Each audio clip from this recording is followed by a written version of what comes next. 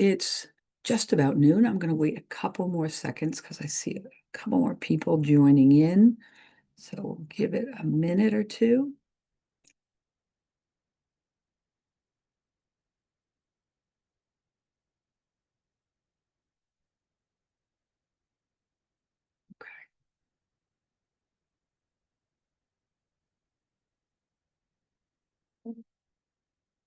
Okay.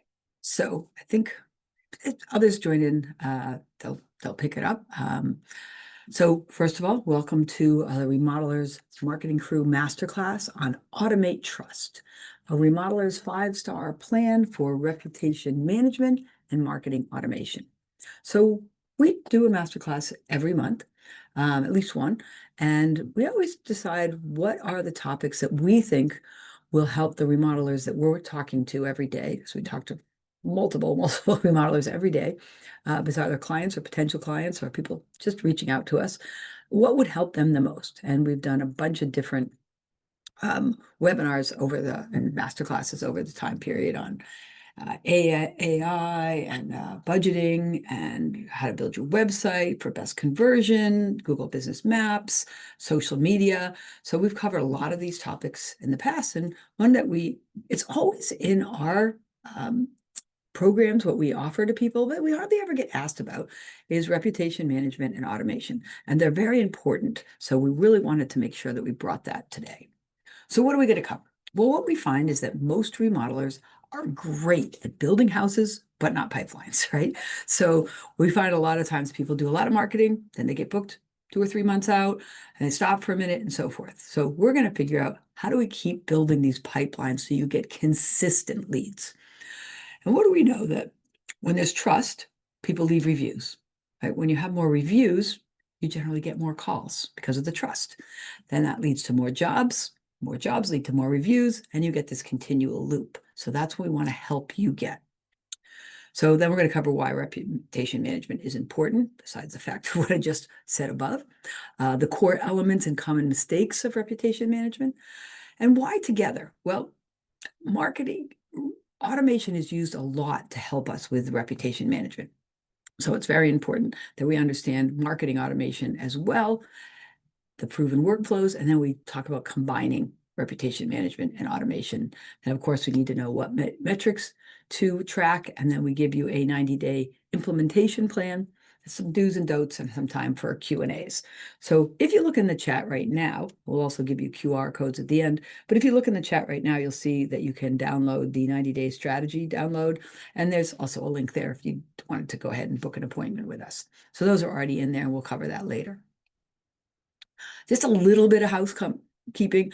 I probably attend more than I should, 2 or 3 Zoom seminars every single week. It's because I'm always trying to keep up on what's going on in the industry, what's going on both in the remarketing industry and the marketing industry, so remodeling and marketing, and how to run my business quicker. So lots of different opportunities, and then I attend a lot of live. So go to webinars and seminars live. And what I find is when I'm live, I tend to pay attention because there's a lot of peer pressure. Don't make noise, don't be on your cell phone, and so forth. But when you're by yourself, and believe me, I'm guilty too, it's a little bit tough sometimes to pay attention because you've got so many distractions. But if you're going to spend this next 45 minutes to an hour with me, you might as well get the most out of it, because I always feel frustrated if I got preoccupied and didn't get the most out of the time I spent. So please just try to turn everything else off and focus. And I'll try to make sure that I keep your attention well enough. So first of all, I'm not going to go into this in great detail because many of you have been here before and have heard this often or have watched some of my replays of the webinars. But I just wanted to I'm asking you to pay attention, tell you a little bit about myself. And I can always tell you more on a call. But I've had more than 10 years of experience in the remodeling industry. We have I think now it's actually more than 75 businesses that we've increased their revenue. We are very, very close to publishing the book, Stop Wasting Money, The Remodeler's No BS Guide to Digital Marketing that actually works. Absolutely get on our email list if you'd like us to send you that when it is published, which should be very soon. I'm reading the last read through right now, and then we're basically going to send it to the publisher. I spoke at many industry events. I'm widely accepted as a premier expert in internet marketing, specifically for the remodeling industry. And I've worked with remodeling businesses all over the United States. I don't think we have every state yet, but I know we got a Louisiana and an Illinois that we didn't have before. And I think we have a Missouri. And I think we might be adding this week, and I don't know if we have too many more. So basically, we're across the United States. One thing that makes us different, besides the fact that we only work with remodeling companies, is that myself, the founder, I have a doctorate degree in business administration. So I've taught finance, marketing, entrepreneurship, and I've been the director of the entrepreneurship center at that university. And that was really kind of where I learned that how much small businesses need need help with digital marketing. So that's kind of where the business started. And then we niched down into remodeling when we figured we could be experts at one thing, and we looked at what we were doing best. And so that's kind of a very short summary of how we ended up here. But as far as the other thing that's important is we've been using automations and reputation management in the remodeling industry and in marketing for more than 10 years. So we really know what we're talking about. It's from experience and constant learning and studying. Here's just a list of a few of the companies that we work with across the United States. And here's just a quick picture of some of our team members. We're a little bit bigger now. I think we just hired our 23rd member this week. Everyone specializes in something different. We have people that just do on-page SEO, just do off-page, just do website development, just work with Google Business Profiles, just work with social media, just work with ads. So the key thing about why I'm telling you that is that we are small enough, so we're not one of those large national companies. Yes, we do work across the country, but we're small, so you're going to get our attention. We have dedicated success managers for everyone. But the biggest thing is I'm talking from experience, okay? This is something we do every day and have been doing for over 10 years, 50 hours, 60 hours a week. So when I'm talking about this is all from experience of working with remodeling companies. So let's get right into it. Reputation management. Why does it matter in remodeling? Well, especially in remodeling, right? It's a significant amount of money, right? It's not like I'm just buying an online product for $50. If it works, it works. If it doesn't, it doesn't, right? This is a significant amount of money. And they have to let you into their homes, right? Give you access to their homes. And then they expect results that not only look good right now, but endure, that lasts. So trust is non-negotiable, right? We have to, as remodelers, be trusted. The other thing is data shows, I have some statistics in here, that 93% of consumers read online reviews before they even select a contractor to even go out and get an estimate from. And this is true even, some people say, oh, I mostly work off referrals. Even with a referral, most clients do go and check online to see what's going on. Because somebody might not have used them I had this guy who did my kitchen 3 years ago. He's like, oh, I want to make sure he's still doing a good job. Nearly half of potential customers don't even consider a business that doesn't have a 4-star rating. So not only do we need a good rating, but we need a 4-star rating. Because your results are visible, right? So if you think about like my business, yes, I build a website for someone and that's visible. But beyond, and you see some visible things, but what are really the results they want from me, right? More leads, more jobs, more revenue, right? But with you, it's a finished patio, a finished kitchen. They're going to see. So you have social proof and you have online reviews that can amplify this more than perhaps other industries. So it's very important in the remodeling industry. So the proof is in the finished job. Reputation drives both lead volume, because they see here there's a good reputation, and pricing power. And pricing power is listed here a lot, but let's kind of cover it now, right? If you know, as well as I do, oftentimes it comes down to one other, maybe two other contractors that they're going to select. And generally the things are trust and price.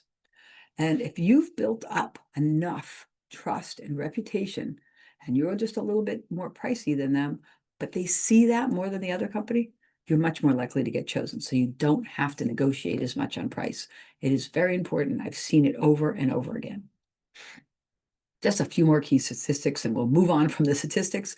But 91% of people believe online reputation management influences at least 25% of the size of a company. Okay? So it could be that much bigger if you use it. A 1-star increase in a review platform, so going from 3 to 4 stars or 4 to 5 stars, can lead to 5 to 9% boost in revenue, right? That's big. We'd all like that. This one, though, I think actually is the most important.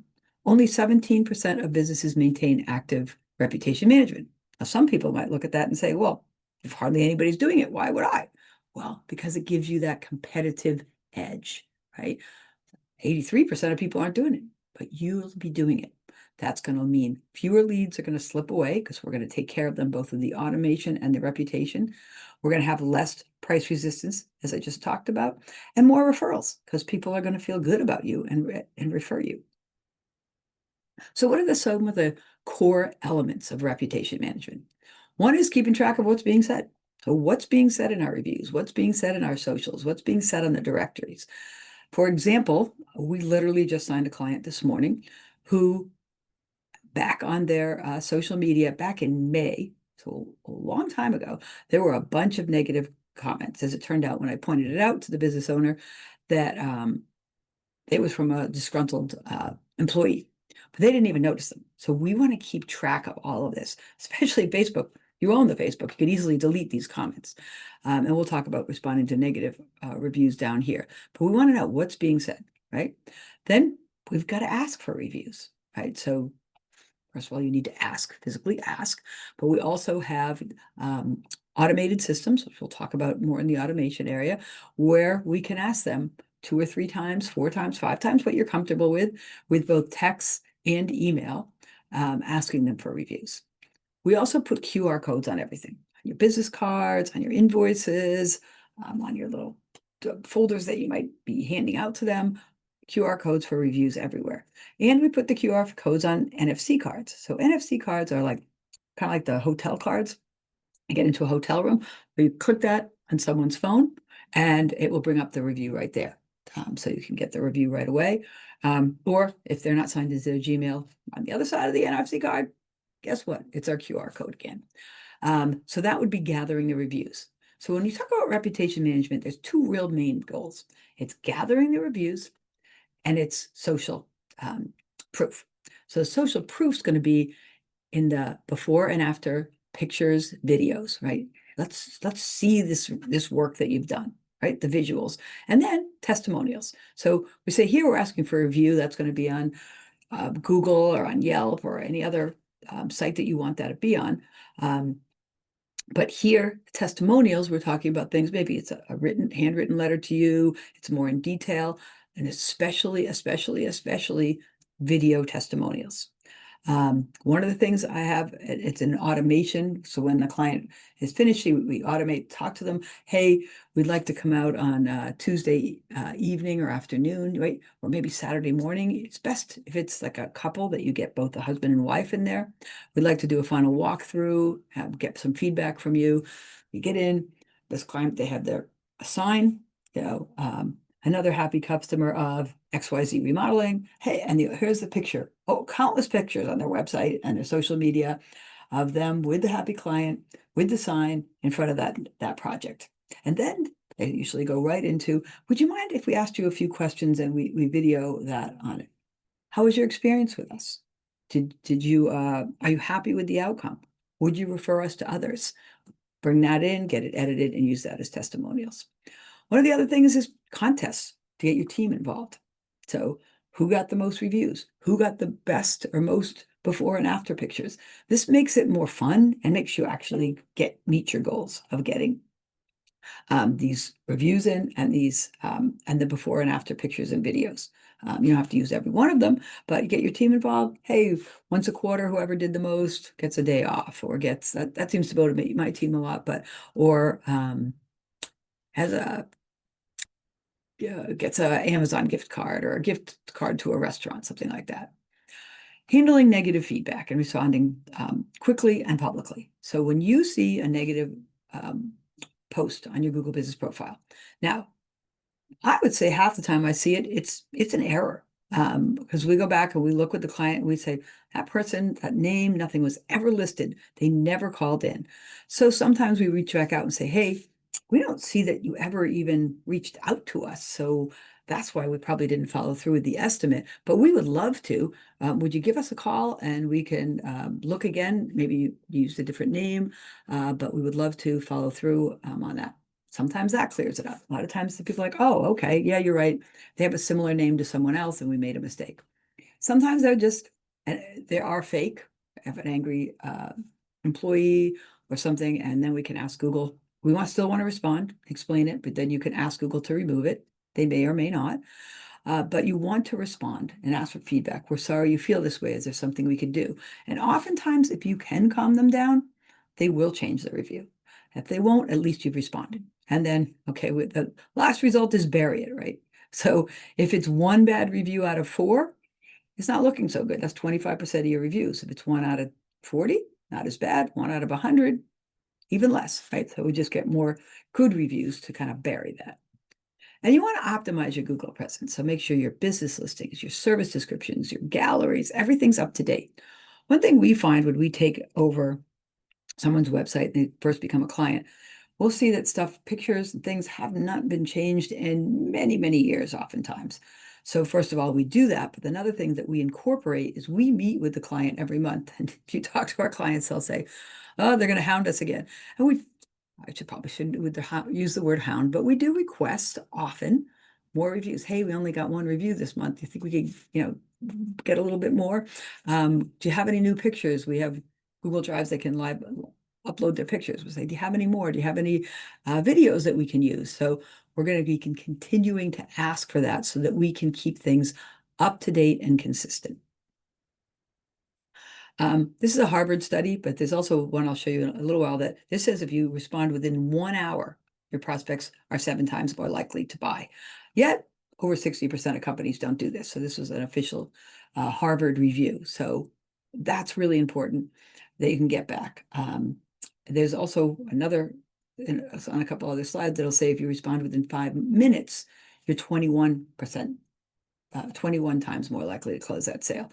And believe me, I had this conversation with one of my salespeople just recently and said, you know what, you really need to do this. Somebody called this morning at 5 a.m. or this morning at 9 a.m. It's now 2 p.m. and you haven't called. Why? Right. And no, it's not going to happen again. I can tell you that. But also the automations did go out to these people. They immediately got our automations, but automations don't take over human beings. We also have to follow up. But what are some common mistakes? We probably hit most of them, hoping your bad reviews are going to go away. They won't. So let's make sure we follow up and do whatever we can to turn that around. Inconsistent NAP. Not sure I mentioned this, but it's very important. So NAP is name, address, phone number. And we want to make sure everywhere, all data everywhere has the same address, phone number, name. We had one client, I think he had suite 201 on half of them and suite 225 on another half. And Google just thinks there's something wrong. Maybe it's not it's a real company and so forth. So it can damage your local SEO and trust. So it seems trivial, but it's very important to Google. Right? A lot of these things we talk about, it's important to Google and to AI. And we'd say, well, I'm really worried about my customer. I'm not worried about Google and AI. The thing is, your potential customers, your customers that know your name, they're going to find you. But your potential customers that are just looking for a remodeler and they don't know who yet, they're never going to see your website or your reviews or anything else if you're not showing up on page 1. So we have to also focus on Google and AI. Treating reviews as something nice to do. Well, it'd be nice if we could do that. It has to be a monthly goal. It has to be. Outdated portfolios, we just talked about that. You need to consistently add new finished jobs, new recent social proof. So what makes a good review? I could try it a million ways to fit the whole review here to show you everything, and it just wasn't fitting on the slide. So let me tell you, and then I'll go to this actual review to show you the whole thing, but you can see some of it here, right? So this is what you want to encourage your clients to give you. So describe the project in detail. Like, look, I couldn't even fit it in. He gave us so much detail. gives a 5-star rating, which he does. Where was the work? He mentions multiple times West Knox County. Down here again, he followed the West County codes, right? So he's asking it more than once. Adds pictures, which I'll show you. He does add pictures. He adds before and after pictures. Like, you couldn't have asked this guy to give a better review, honestly. Uses the names of the people in the company and the people they dealt with. So here's Riverside Decks a bunch of times, and here's Mike and Emmanuel talking about the people that he works with. And then get them consistently. You see, this is only 4 weeks ago. And also you should answer them, which I guess isn't what it makes a complete good review, but we do want to answer them as well. So let's look at this one. Okay, so, whoop, I wanted to close it first. Okay, so you might say, I just put in who are the best deck contractors in Knoxville, Tennessee. We have a couple of clients there. And we see Riverview Decks. We see these three come up here, right? So 5-star, 5-star, 4.9. Okay, these guys only have 78. These guys have 117. So these guys have, this people in second place have 50% more reviews. So we'd say, well, why aren't they up here? Well, there's lots of reasons. It could be that they're optimized on their website, they're optimized on social media better. I'm sorry, up here. And it could be their reviews are better and more consistent and more recent. So the more consistent, creating reviews consistently, couple a month, 2 or 3 a month, and that they're more recent. So this, I did look, they're not very old, and they're fairly consistent on here. But these guys have excellent reviews. So let's look at them. Here, so here is this one I was just showing you, right? So we see how long. I mean, it's like you could not ask anybody. They're just talking about where they did it, describing exactly what they did, how they went above and beyond for some HVAC outside stuff that they did. And then they give, I won't waste our time and go through it, but you can see these are before pictures and after pictures. And then the owner writes back, right? Talking about those HVAC cords, coils that they worked on, and getting right back to them. You want to get back in like 48 hours and do that. And you see it continues with these guys. 2 weeks. This one's new. Again, pictures, not quite as long, but they did recommend them. They did talk about some of the people they worked with. They did name the company, and they answered right away. So I won't beleaguer this, but I think you get the idea of what is a good review. So marketing automation, we'll get into that for a little bit, and then we'll kind of combine them. So automation isn't optional anymore, right? It is your growth engine. Remodeling cycles are long. I mean, occasionally, I know you get someone who calls, and mainly these are usually referrals that says, hey, Joe down the street recommended you, and we're ready to get the kitchen moving. Let's move along. But that doesn't happen very often. Even somebody that recommended, they still may be talking to a few different contractors, right? So it takes time. You've got to get out there and talk to them. You've got to get the estimates. You've got to follow up, back and forth on that. So it takes a long time with recycling. So automation keeps them engaged. And I'm going to show you a client that we kept engaged in a little while, that for 1 year and 5 months, and then they just signed with us last week. So the automation can really help. So it helps capture, qualify, and nurture these leads. So we're going to move them to that contract rather than having a bunch of manual tasks that you may forget. Now, we also have in our automations, call the client today. So get to the salesperson. We sent that automation yesterday, call the client today. We sent this automation yesterday, call the client today. So it can, although there still are some manual tasks, because you do have to talk to these people, that is still important even with automations, but you'll even get reminders on that. So how are we going to be successful in this automation? So first of all, you have to understand your sales process, right? How long is that cycle, right? What are all the steps that people usually take along the sales mark? Know your client, because we want these automations to be personal. Know who they are. What's your typical client? What are their pain points? What are they looking for? Then have a defined strategy. Okay, if they come in and they're really kind of just lookers, we can put them in this pipeline. If we think that they're fairly serious, but they might not make a decision right away, that might be another pipeline.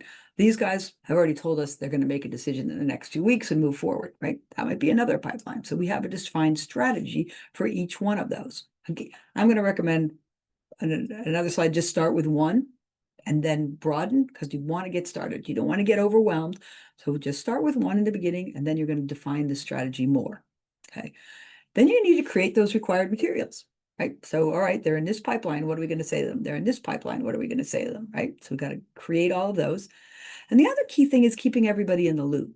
So once a quarter, we actually have a bunch of people in our company look at what are all the automations. You have suggestions. We actually once a quarter meet and say, here's where our pain points of our clients were, what we thought last month. Any changed, any additions, any comments, and we discuss that. So we make sure that we're understanding and knowing our clients. And then you've got to test this. How many of these automations were open? Did they open them, but then not take an action? So do we need to change the subject line? Do we need to change what's inside it? How could we improve it? And then go back and test again. So, and we can use these automations for post follow-ups, right? So we can say, hey, as I mentioned, that other client, somebody came in and we're going to be meeting you, go through the last follow-up, get your responses. Then we're going to ask for referrals, for reviews. Then we're going to ask for referrals and more. We can put them in long-term nurturing sequences. The idea is we want to get the maximum value out of every individual client, and automations will help you do that. So what are some automation workflows that have worked? So we just have a lead taken qualification for website triggers something. They immediately get an email and an SMS, and we're going to ask them questions. We're going to ask them about their budget, about their timeline, and we're going to add tags depending on their answers for follow-up. Then we have lead nurture sequence. So somebody may came in day one. We're going to send them right away, and I'm going to show you a couple of examples, but right away, thank you for reaching out to us. Here's a link to schedule an appointment. So we know a lot of people don't use that link though, so we're still going to follow up with a call. We'll follow a call probably on day one and day two. Again, put that into your strategy of what you want to do. Then we're going to send them some testimonials. So here's a couple of video testimonials or written testimonials from some of the people we've worked with in kitchen remodeling. If they maybe specifically said they're looking for kitchen remodeling, maybe make another call on day 5. On 4, day 5, send them a case study with before and after pictures. Here's some kitchens we've done in your area, before and after, and maybe even give them some prices in there, so they have an idea, so we know if we're going to talk to them if they're serious or not. Give them another call, and maybe a checklist. What are the things you should ask any remodeler before you get started? Maybe at this point, we're going to give them one more call and send them a consultation offer. And here's a point. Again, everyone has it different. We generally are about a couple of weeks that we've continually tried to contact them. If after all of these automations and phone calls, because of course you're also following up, haven't worked, then we're going to make a decision. Do we just delete them? Or do we get enough information that we want to put them in one of our pipelines and get them in a nurturing sequence? Project completion, right? We talked about this a couple times already. Final walkthrough, send thanks and a review, link to them, and maybe follow up a couple of times. We can see if they've done that review in the automation, so we won't keep asking them. And then maybe a little bit longer out, ask them for a referral from a friend. Maybe offer a gift card and thanks, or a card to a restaurant, something like that. Then we usually have them in a long-term nurturing sequence once they're even clients. Okay, so maybe we've done the work for them, maybe finished, but we just did a bath. Maybe they want a kitchen in a couple of years or something. We want to keep in their mind. So we're going to send them something every single month. And then we might have a tag in there that after 12 months, hey, it's been 12 months since we've worked in your house. How are things going? Are you thinking of any other upgrades? Okay, but we usually do this when we're sending our monthly emails. So maybe it's a monthly newsletter if you want to do that, or just a monthly note about a latest blog that we wrote, or project before and afters that we've done, or tips, but we want to keep in front of them about once a month. What are some other quick automations, right?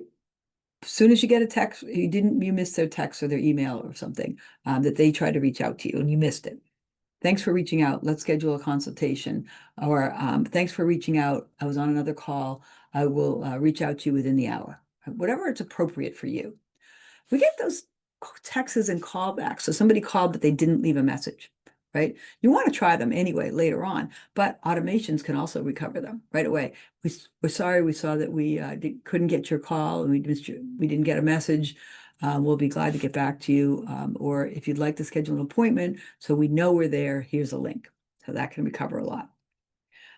As we're doing these nurturing sequences, we could do them with cold leads, or we can do them with people that we've worked with before.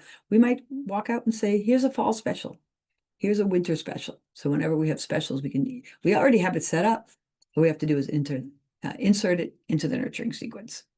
And this is the thing I was talking about, just a pro tip: respond in under 5 minutes if you can. I mean, obviously, if someone's reaching out, as we talked to the salesperson, they're reaching out at 1 a.m, probably not best to call them, but they can get an email. They're already awake, right? So they could get a text or an email. Hey, saw that you just reached out to us. What kind of remodeling are you looking into? What kind of jobs are you looking for, right? They may start having a conversation.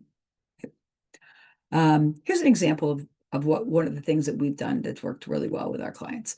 So they visit the client. We build a lot of ebooks for our clients. So they visit the client or some landing page that we've developed for them, and they filled out the form to get the ebook. All right, so writing out their ebook. Right away, we've gathered their name, email, and phone number, and we send them the ebook. Then the business owner is notified, so they can get a hold of them right away. Now, they've already also gotten a thank you message and so forth for the automations, but again, as I kind of keep repeating, you still have to reach out to these people. You can just run it by automations, but you won't have as much success. So you're also going to reach out for them. Then maybe they click on the pricing page of the ebook, but they don't take action. So again, we can be notified. They clicked on that, brought them to the pricing page on your website, because we have links back to that, but they didn't take action. But you're notified again. So you can automatically, then an email would go out to them. Hey, we noticed you were looking at our pricing. Are you interested? Can you set up a call? They do set up the call. They fill up the online form, and your sales rep is notified. If not, again, we have a nurturing sequence where we're continuing to call, reach out with them automations, reach out with automations until, well, eventually we decide, well, that's not working, and we put them in a long-term nurturing sequence with possibly a tag to call them in 6 months. Like I'll get people that say, we just think that having heard the price, we really want to do a good job.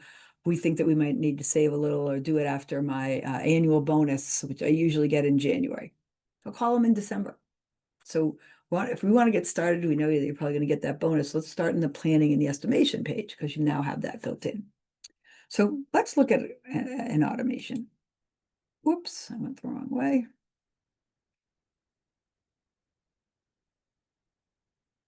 I'm up here. I've taken the client's information out and I'm just using something myself, because I don't think it's fair to share other clients, but and I have to go all the way back to the top here. So this client, this has actually happened, reached out to us back in May of 24. Got a Facebook, and we immediately, as soon as that was 5 minutes, and you'll see what happens later on the next time, which was just a couple of weeks ago. He reached out on a Facebook ad again, but he got notified and got a bunch of emails within the same minute. So here we were even a little slower a year ago. So how things change. Okay.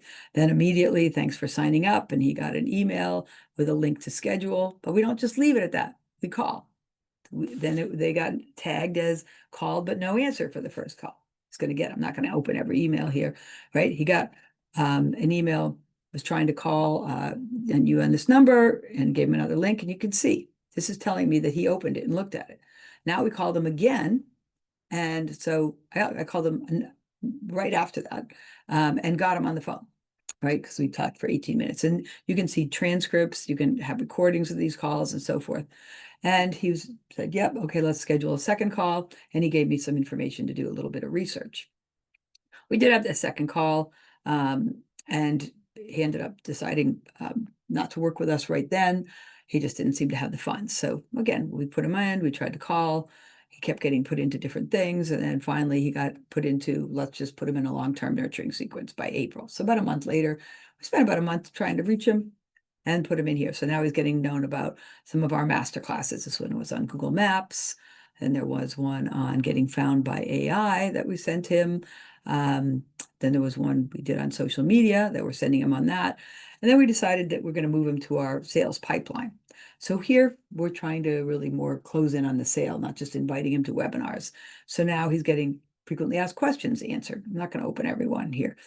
Some core elements, transforming your website into high converting. We missed you. Let's connect to help you grow and so forth. So he's getting lots of emails from us in here. Move to another pipeline at this point where we're talking about now we're sending him some case studies. So here's a company, what we did, here's where we started and how they weren't ranking at all.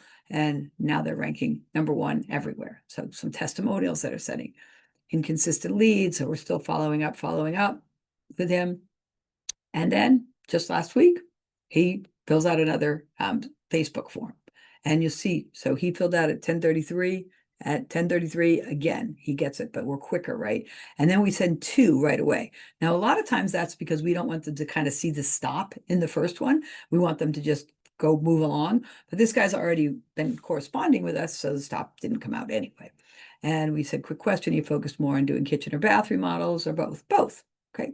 And now then we would have actually continued this conversation, but he immediately booked an appointment with us. Now we followed up, then you're going to get reminders.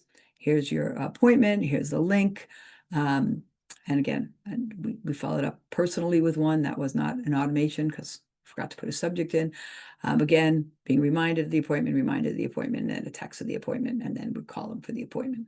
So you get the idea. I guess why I showed that long one is because of the fact that people say it doesn't work. Well, we actually followed up with this guy. We probably only spent maybe an hour total, maybe 2 because we probably prepped for the second meeting total with him. But, a year and a half later, he's one of our clients. So what about combining reputation and management and automation? So automation can boost reputation, right? Because what are we doing with those automations? If you noticed right there, right? We were sending case studies. We were sending, I might not have pulled up any of those particular emails, but we also were sending testimonials, videos of people saying that it was great to work with us. So we are sending that up. We're boosting our reputation, right? And it's systematically, we're also going to use that to generate more reviews because we'd be asking people that are our clients, hey, can you give us a review and that kind of thing. We're monitoring the feedback and we're responding. Okay. So that strong reputation amplifies the results of automation, right? Because we now have all of these testimonies, we have these videos, so we can use those to send back out and really amplify those results with automation. It gives us higher conversion, better referrals, better quality, and so forth. So if you're only focusing on automation, say, I'm just going to do automations, I hate asking for reviews, you're going to get some leads too, but they're going to be harder to convert. Imagine using both, right? You're using automation and reputation. So they're more convinced when you finally get them on the phone because they've seen all of that reputation management that you're doing. So the sweet spot is using them both. So what tools? People always ask me what tools. Now, I just showed you Go High Level. We tend to use that. I think that's not a very high price tool. One thing I will say about Go High Level, though, is it takes a little bit to learn how to use it. We have team members that just do our Go High Level automations for us and set up the calendars because you've got to have when someone's coming in, right? Set up that lead flows coming in. You've got to be able to say what times can they book, who's available, so forth. So what are the things? So I'm not going to, there's HubSpot, there's Salesforce, and those probably HubSpot's more expensive than Go High Level. Salesforce is more expensive than HubSpot. And there's others that you can look for. So rather than go through the many, many choices, I thought I should just give you what should you search for? What do you want to absolutely have? So you want to have lead capture forms, right? You want to be able to email and SMS or text with the nurturing. You want to have an analytics dashboard so you can see how many emails were opened. We're going to look overall because I just showed you one client. But if we look at all of the people we sent out for, who opened these types of emails, who opened those types of emails, who took action on these so that we can improve them. We want to be able to tag them because the tag is going to cause a trigger, right? They're going to go in a certain pipeline. They're going to they're going to get certain automations and triggers because of that. And we want to be able to make sure that we have reviews, that we can follow up with review monitoring, that can let us know when the reviews come in. And we have some clients that let us answer the reviews, or we have automations that answer the reviews. But we hardly ever let an automation answer a 1 or 2 star review. Those we just get flagged about because we want to make sure we take care of those. Are they real? What are we going to do about those? But you can also have AI answer your automation, your reviews as well. You can set that up. So here's a checklist to kind of just get going. So first, you want to audit and correct all of your business listings everywhere. Make sure everything's correct, right? Then you want to create this intake form. What do we want to know about these people? What would be the most valuable information without overwhelming them? Then from that, you're going to have that tag logic, right? So a lot of the things we want to know is their budget and timeline. So I put that in there. But what's the tag logic? If we tag this, it's going to go here. So we want to make sure we get that down. Then build those nurturing sequence. And we have templates you could use, but build that nurturing sequence. What do we want to say to them based off what we know about our clients? Then you want to automate your post-project workflow so you can get those reviews. So we want to keep getting those in. Then we want to set up a dashboard to track these. So we want to have goals. How many reviews a month do we aim at? What is our current star rating? Is it 4.8? We want to stay above a 4.5 at least. And what is our lead to contract rate? So we're getting in 10 leads. How many actually become contracts? And I think I mentioned this before that I would bring this up, right? This can all seem overwhelming. And so we don't want you to walk away and say, I'm not going to do anything. So if you're going to do this on your own, right, there's many companies that will do it for you, but if you're going to do it on your own, just start with one workflow, just one. Clients come in, here's the leads form that we gathered, and these are the automations that we're following up. Get that working well, and then expand. So what are some metrics you should measure, right? That 5-star rating, and we really want it to be at least a 4.5. The number of reviews a month, the review response time, and the response rate, which should be 100%, and the time frame. We generally want to do it the same day, next day. If it's a weekend and they give you the review on Saturday, then Monday or Tuesday is fine, but we don't want it to go long. Sometimes we'll see, and that's why we have automations to let us know. But sometimes we'll go into clients and they'll say, hey, that's another thing we do in our monthly reviews. We see that you didn't answer a couple of those reviews. Do you want to follow up? Do you want us to send you more automations on it, or do you want us to answer? Because it's very important that we answer. And when you answer those reviews, which I might have missed before, mention again what you did or where you did it as well, because that can help with the Google Business Profiles and with Yelp and so forth. So what are some metrics here, right? We talked about this, the lead capture rate. So out of the website visits, how many filled out these forms? That's going to tell you one thing. Lead to consultation. Got the lead. How many then did we get to make an estimate with us? So we go out and give them a consultation or an estimate. Then the time from the first contact. So when did that lead come in? So I just showed you one of our examples, right? It was May of 24, signed contract, October of 25, right? That was a very long one, but not really a lot of effort on our part, and it still worked. Referral volume from past customers, right? So you do want it. This is something we focus on and we keep track of. How many referrals did we ask for and how many did we get? If you don't ask, you're probably not going to get them. Sometimes you will, but you're going to get more if you ask. And the cost per qualified lead. We did a whole masterclass on how to get the cost per qualified lead, but you're basically going to get all of your costs that you put into marketing divided by your qualified leads to get the cost per qualified lead. But you can watch one of our other masterclasses to get more on that, because you might also have Google ads and Facebook ads and things like that. The key thing about this, right, is know your numbers, because what gets measured gets managed.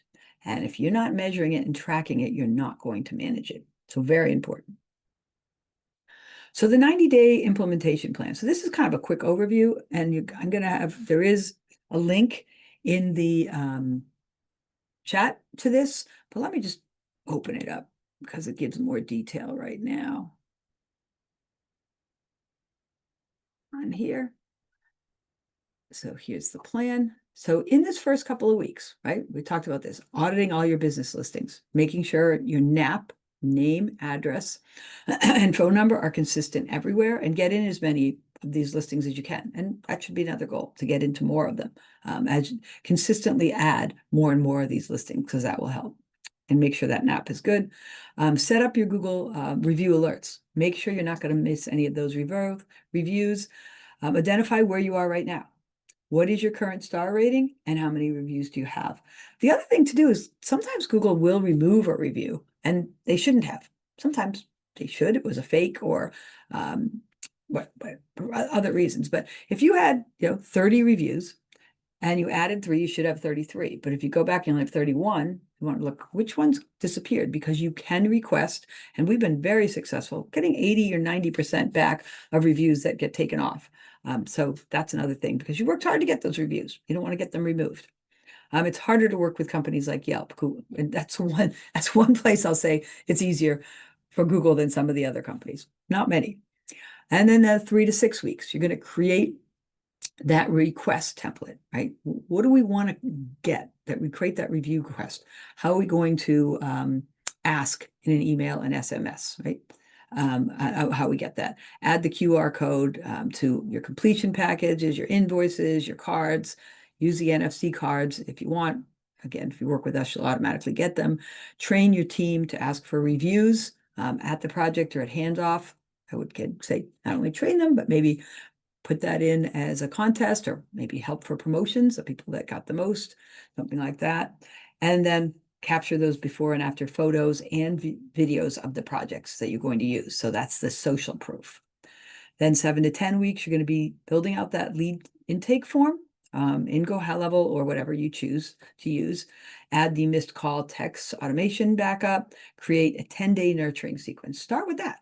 Thank you, testimonials, case studies, checklist. Connect your workflow to your CMR and your calendar. So get that working. Then we're going to kind of keep repeating, monitor the key metrics. So maybe at first your goal was 1 review a month. I'll make it 2 reviews a month, 3 reviews a month. Response time, conversion. We talked about the metrics. So keep track of those. Send post-projects refer a friend offers. Review automations monthly and optimize the messages. So you want to, if you can't do it monthly, do it quarterly, but review them. Say, this never seems to be open. Maybe we change the subject of that line. This one, nobody ever is taking an action on. Maybe we need to change the contents in here. And then here again is a phone number or a place to schedule a session with me. So that's a detail. This is a shortened version, and that's a detailed version here. I just want to show you one case study. These were contractors in the Knoxville, Tennessee area. And this guy actually left and went to business on his own. I think it's now about 16 months ago. So this was the results that we got after 14 months. He literally went from 0 revenue to 2.7 million in revenue in 14 months. This guy took off. Reviews, right? Averaging around 3 a month that he's been getting. Leads, right? Increasing tremendously.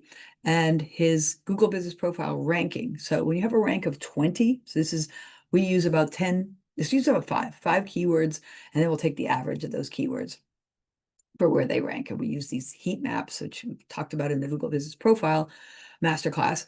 And we see that he's getting better and better. So then we graphed reviews, right, in that green, darker color, and in the orange, the number of leads. And we see how closely they follow.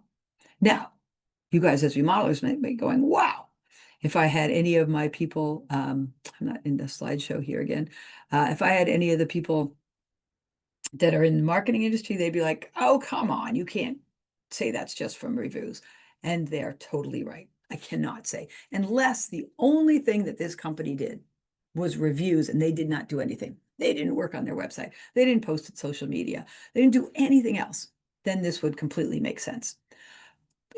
But no, we did. We built him a website. We optimized that website. We worked on his social media. We worked in the Google Business Profile. So we did a lot of other things as well, and that helped.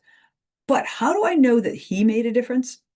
Because there's only a couple things we need from clients. We can do all the rest of it, but we need 2 things. We need reviews and we need social proof, both of which he was outstanding. I'd say he's our A+ client for this, right?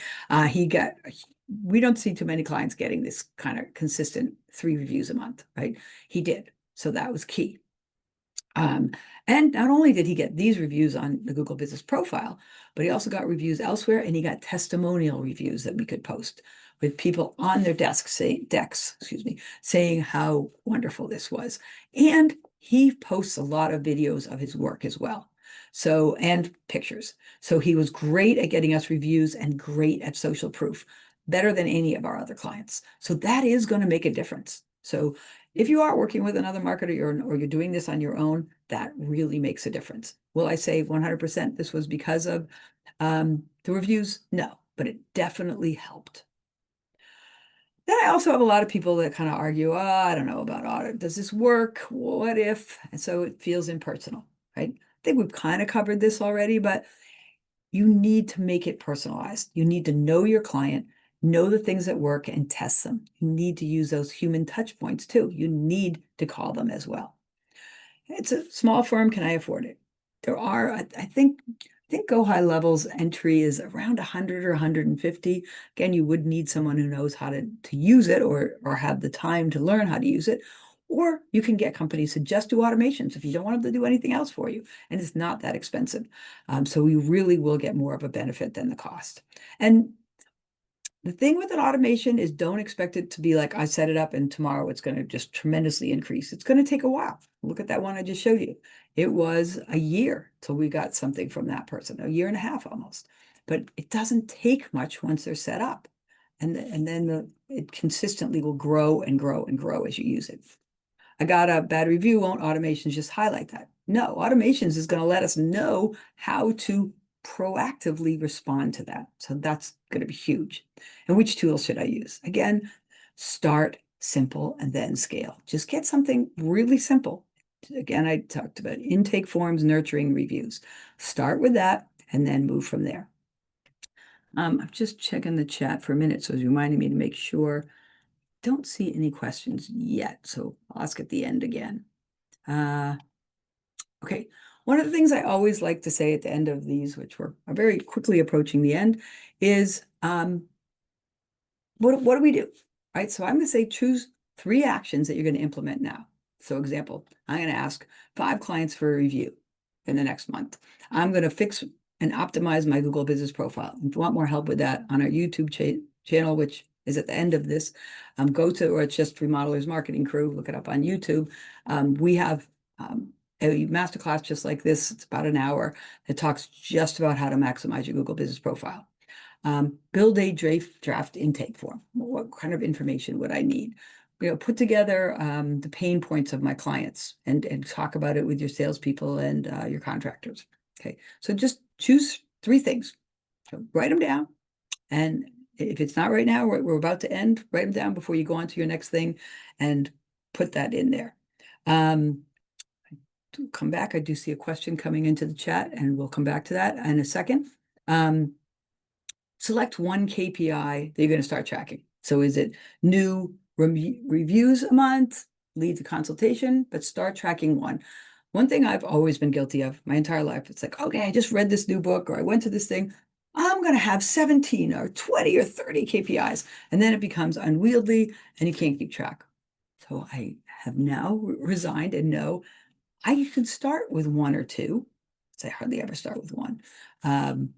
Our team is reading the book Atomic Habits right now. And one of the things we were discussing, it says, just do one thing at a time and just do one. Do meditate for 1 minute. Walk 1 block. Right? And I'm like, how's that going to help? But once you start doing something, you continue. And then you can do 2 or 3 after that. You're going to download this workbook. That's the QR codes on the next slide. And then commit to doing a 30-day check-in. What changed? What improved? What do you need to do next? So again, nothing happens without action. And one of the things I always say is, just take some action. It doesn't have to be perfect. Even if it's imperfect action, you're going to move your company ahead. Okay. So here are the download. That's a link. If you want the link, the links are also in the chat. And you could also use the QR code here. And I've showed you this. If by any chance you don't see the link here, you can email us, and my email's in the next slide, the final slide, and it's just Shannon at Remodelers with an S, marketingcrew.com. And you can also find the link there for a lead flow acceleration. So when you go into the lead flow acceleration, it's going to ask you some questions. The more you fill out, the better the meeting will be. And maybe we can do it in one meeting. If you just tell us your name and stuff, then we'll probably have a first short meeting, 10, 15 minutes, learn about your goals, where you've been, what you're doing, what do you have so far? And then we go, either way, we're going to spend 2 to 3 hours doing research on your company. And then we'll come back and have a meeting with you. They're generally about an hour, and we will give you the notes to it so you can use. And we're going to tell you what you're doing right and where we see that you can improve. And sometimes people decide right then to join us, sometimes they don't.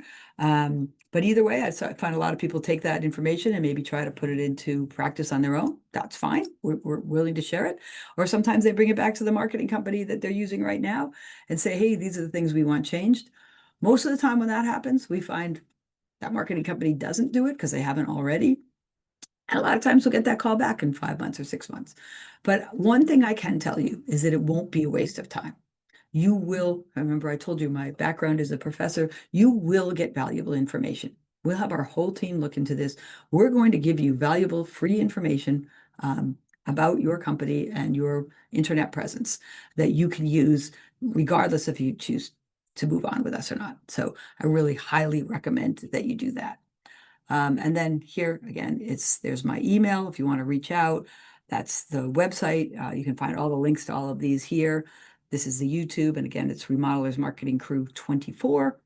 I'm not sure how we got to 24, but that's there, and the link to schedule with me. So I do have a couple of questions. What's the best way to ask a client for a review without sounding pushy? I think the key thing is, I think like what I mentioned about how that a couple of my remodelers doing it, where it's a celebration. So when they're going, they're celebrating. Here's a big, a lot of times they'll bring a bottle of champagne, a bottle of wine, maybe a box, some cookies, something like that. We're celebrating your brand new kitchen, right? So it puts the people in that mood to begin with. Let's take a happy picture with our sign, right? Now let me ask you some questions. Are you happy with this? Yeah, they're in that mood now. They're happy. I would say do it that way is the best. If you can get them in that way and get the videos, and then you also do want them on the Google Business Profile. So then afterwards explain to them, it really matters to us. Google will show us more. It really would matter. And we'd really appreciate it if you would give us a review. It would be against Google's policies, I will say, to give a present. You can say, sometimes I've had people say, I know it's going to take you some time.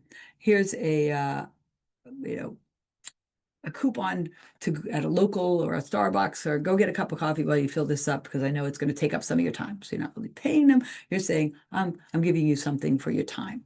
But it is against Google's rules that have come down to that, policies. But so be careful on that one. Then there was another question, how do you measure whether automations are actually bringing you more leads? Well, again, I showed you that one example on time. So look back and say, how many people like that I would say that was more of an automation, right? Because of the fact that we keep showing in front of this guy, that's probably why we got that business. And we've seen this with remodelers as well. They get an ebook from them. They go through the process. They don't close them, but 6 months, then they get a call. That's probably more due to the automations than it is from just the sales process. Where if they just close right away, it's hard to measure. Did an automation make a difference or not? But if you see that you start using automations and you start to get more and more leads, just like I showed you with that case study, it's hard to say, was it just from the reviews? I can first of all tell you, no, it's not just from the reviews. So it's hard to pull it out. But if you're seeing all of these work together, you'll be able to tell that automations are helping. And the other thing is, it is that competitive advantage. A lot of people aren't using it. If you're using it, you look more professional, more organized, and it's going to help. Okay, I think that's it for right now. So, and we hit exactly on the hour mark. So I appreciate everyone who took the time to watch this live or who will watch it in on the recordings on YouTube. And I can't just encourage you enough. Any questions that you have, any resources, follow everything that we do on social media and on YouTube.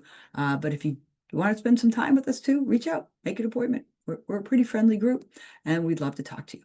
Thanks very much, and I appreciate your time.